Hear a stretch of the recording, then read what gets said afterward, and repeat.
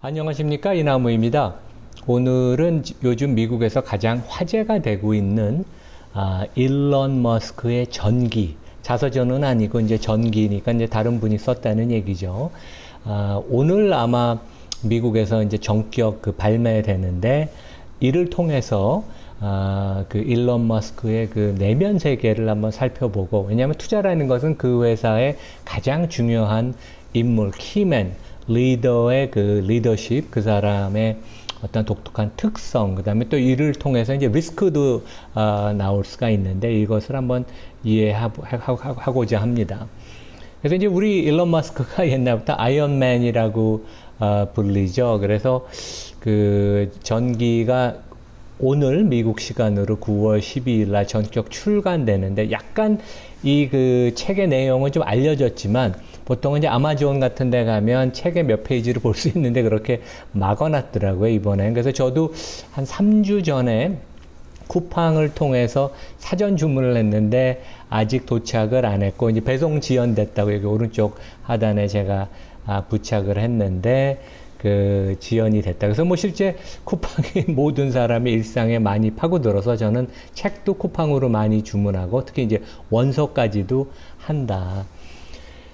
이 책이 지금 화제가 되는 게, 일론 머스크 그 본인뿐만 아니라 이 책을 저술한 그 21세기의 완벽한 초상화가라고 불리는 월터 아이색슨, 여기 이제 사진을 제가 보여드렸는데, 이분이 또 화제가 돼요. 그래서 이분 되게 대단한 게 언론계의 거물입니다. 우리가 잘 아는 CNN의 회장을 역임했고, 타임지의 편집장도 역임했고, 실제 2011년 10월에 우리도 꽤 그 많이 우리 구독자분 중에도 읽으셨을 텐데, 스티브 잡스 전기를 그분이 타계한 후 19일 만에 발매가 돼서, 물론 이제 그 전에 한 2년 정도 엄청나게 치밀하게 준비를 했다고 합니다. 그래서 이 책을 통해서 스티브 잡스라는 인간, 그 천재 리더의 내면 세계, 그 다음에 뭐 그 여러 가지 논란이 좀 있었습니다. 그러니까 좀 안 좋은 면도 부각이 됐는데, 희노애락을 다 우리가 느낄 수 있었고, 이번에 일론 머스크 전기도 상당히 집요한 취재를 했다 그럽니다. 일론 머스크랑 여러 번 만나고 인터뷰도 하고, 공장 방문해서 여러 그 주위 사람들도 만나고, 그래서 이분이 상당히 디테일하게 전기를 쓰는 걸로 유명한데, 실제 이분이 한 20, 30년 전에 그 집필했던 아인슈타인 전기, 미국의 뭐 영웅인 벤자민 프랭클린 전기를 실제 일론 머스크 본인도 읽어서 자기한테 많은 영향을 줬다고 하니까 한번 기대해 볼 만합니다.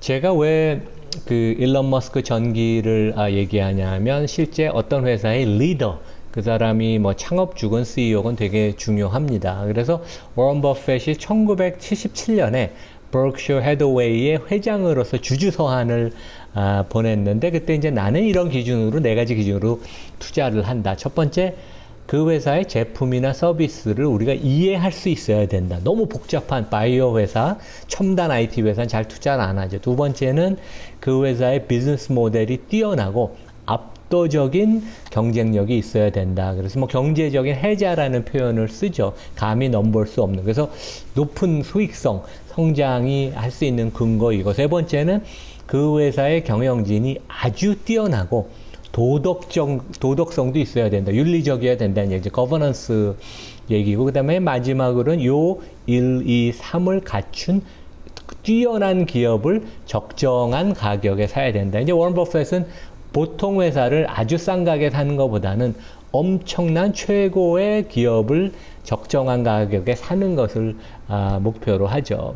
그래서 이제 우리가 일론 머스크 얘기를 해보면, 이분이 그 트라우마가 좀 있죠. 그래서 실제 자폐증의 일종인 아스퍼거 증후군을 앓고 있다고 본인도 실토를 했고, 이분이 실제 대중연설할 때 보면 약간 어눌해요. 그래서 이분의 그런 트라우마의 원천은 학교 폭력, 그러니까 워낙 nerdy, 그러니까 모범생, 이어서 학교에서 많이 두들겨 맞았다. 그건 이제 본인 그 관련된 여러 책에도 많이 나와 있는 바고, 이번에 이제 밝힌 것은 자기 아버지, 그러니까 사우스 아프리카 태생의 백인이죠. 그러니까 영국계일 텐데 아버지한테 엄청 학대를 당했고, 그런 트라우마가 이제 표출된 게 사회성의 부족, 그 다음에 이제 공감 능력 부족, 회사에서도 야단을 많이 친다고 합니다. 이제 이런 걸로 나타나서 이 전기에서 우리가 기대해 볼 수 있는 거는 일론 머스크, 이 천재 경영자의 복잡한 내면 세계를 한번 우리가 기술하는 그런 글들이 많을 것 같고, 실제 스티브 잡스 전기도 그 월터 아이크슨의 이러한 그 디테일한 내면 세계의 고찰이 되게 화제가 됐었습니다. 근데 이제 우리가 이제 짐작해 볼 수 있는 것은 그 일론 머스크가 천재 경영자이면서 엔지니어 아니에요. 이분이 실제 스페이스X 관련된 로켓도 자기가 도면을 그리고, 지금도 테슬라의 자율주행 오토파일럿, 뭐 소프트웨어 관련된 모든 걸 자기가 진두지휘를 다 하잖아요. 트위터도 보면 Chief Technology Officer 그런 타이틀은 자기가 갖고 있고, 근데 아버님이 원래 엔지니어 출신이에요. 그래서 그 엔지니어의 그 탁월한 그런 끼가 이제 본인한테 이제 흐른다. 그래서 남들한테 어려운 수학, 과학이 자기한테 너무 쉬웠다는 얘기를 하고, 이 그 머스크 가문에 약간 모험가의 그 피가 흐르는 것 같아요. 그래서 일론 머스크 보면 항상 새로운 것을 추구하고, 그래서 이분의 그 이제 일론 머스크의 할아버지 뻘 되는 사람이 남아프리카, 사우스 아프리카에서 호주로 그 엔진 하나를 달고 가는 그러한 비행기를 처음 타고 뭐 몇천 킬로를 횡단을 한 그 최초의 그 사람이라고 그런 얘기를 나오는 것처럼 되게 모험가, 리스크 테이킹 하는 그런 기질이 집안에 있는 것 같습니다. 그래서 이제 머스크의 정신 세계를 보면 유년 때는 이러한 그 아버지로부터의 학대, 학교의 폭력으로 해서 본인이 영웅놀이에 좀 집착하게 좀 만든 것 같고, 그래서 실제 이 사람은 자기가 세계를 구해야 하는 그런 영웅이라는 상상을 많이 합니다. 그래서 테슬라의 존재 이유도 실제 그린 에너지, 지속 가능한 에너지를 통해서 세계를 깨끗하게 클린화 시킨다는 그러한 그 미션이 되게 있고, 이게 이 회사의 미션 스테이트먼트죠. 그리고 스페이스X라는 것도 인류가, 지구가 좁고 살기가 불편하고 그러기 때문에 화성으로 이주를 해야 된다는 이제 그러한 그 원대한 꿈, 세상을 구한다는 거고, 실제 그 트위터 인스도 보면 여러 가지 그 자기를 마치 배트맨, 여기 이제 그림에도 보시는 것처럼 고담 시티를 구할 배트맨 의인으로 이제 묘사를 해서, 특히 이제 트위터가 미국이 이 표현의 자유가, 미국 사람들은 표현의 자유, 언론의 자유를 중시하고 헌법에 보장이 되는데, 이것이 최근에 많이 왜곡이 손상이 되니까 이것을 자기가 다시 찾겠다. 이제 이런, 어떻게 보면 기업가적인 정신도 있지만 세계를 구하겠다는 그런 이제 영웅 마인드도 좀 있습니다. 이것이 어떻게 보면 주주한테는 부담이 좀 될 수가 있죠. 그래서 이제 이분이 실제 지금 공동 창업을 했거나 솔로 창업을 해서 지금 운영하는 회사, 물론 이제 옛날에 페이팔도 하고 이제 그런 거는 다 매각을 해서 그게 종잣돈이 돼서 테슬라 스페이스X를 창업을 하거나 인수를 했죠. 그래서 테슬라는 지금 시총이 오늘 뭐 주가가 한 10% 이상 올랐습니다. 그래서 1천억 달러가 넘고 여기에 17% 지분을 갖고 있고, 지분의 일부는 담보로 제공이 됐고, 스페이스X의 지분 가치가 비상장인데 한 200조 원쯤 되고, 3년 사이에 가치가 한 4배 이상 올랐고, 여기 스타링크, 이번에 우크라이나 전쟁에서 맹활약을 한 스타링크도 운영을 하고, 트위터 인수해서 여기는 60조 원 정도 인수해서 값이 많이 하락을 했습니다. 비즈니스가 좀 망가졌고, 터널을 지하에 뚫는 보링 컴퍼니가 8조 원, 뉴럴링크 이제 공동 창업을 했고, 이 사람이 실제 오픈 AI를 공동 창업을 했는데 비영리로 하는 걸로 했다가 이제 틀어져서 나와서 지금 XAI라는 새로운 신규 AI 회사를 만들어서 열심히 하는 것 같아요. 이제 기대가 되는데, 오픈 AI에 대항할, 챗GPT에 대항할 그런 AI 회사를 만든다. 근데 실제 어마어마한 세상을 바꿀 회사를 6개를 갖고 있는데, 물론 테슬라만 해도 대단한데 좀 그런 것도 있는 것 같아요. 최근에 보면 미국 정부나 백악관 같은 데서 너무 머스크가 엄청난 권력을 갖고 있으니까, 이런 걸 통해서 그다음에 대중적인 인기도 많고, 그래서 조금 걱정해서 이분이 어떤 식으로 이제 앞으로 움직일지 그런 얘기도 있습니다.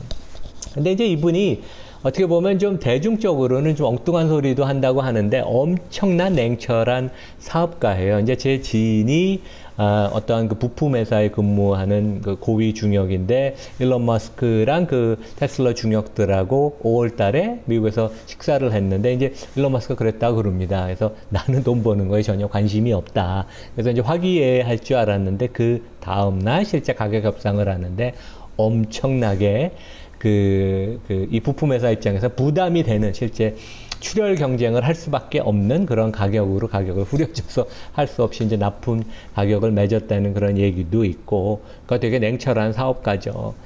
그래서 이분이 그 월스트리트저널에 나온 거를 보면 이 책에도 이제 기술이 되는데 아주 하드코어 경영자 리더십 스타일이고, 그걸 우리가 어떻게 알 수 있냐 하면 스페이스 X를 진두지휘할 때 각각의 부품, 각각의 그 공정, 그 다음에 각각의 스펙에 대해서 누가 그것에 대해서 권한이 있고 책임이 지는지 이름표를 다 달라고 그랬거든요. 이게 이제 영어로는 보통 우리가 accountability라고 하는데 권한과 책임 소재를 명확하게 하는 거예요. 그래서 미국이 이런 면에 있어서는 조금 더 그런 거에 관한 투명성이 좀 확립이 돼 있는데 이런 것을 명확한 책임감, 그 다음에 주인의식, 이 회사에 근무하면 내가 주인이다. 왜냐면 스톡 옵션을 그 신입사원한테도 주는 그런 회사니까. 그래서 본인이 실제 주 한 거의 100시간 근무를 해서 몸소 그 주인의식을 보여주고 한 번 회의를 시작을 하면 새벽까지 한다 그럽니다. 2시, 3시까지 강행군을 하고 그 다음 주에 다시 와서 그 내용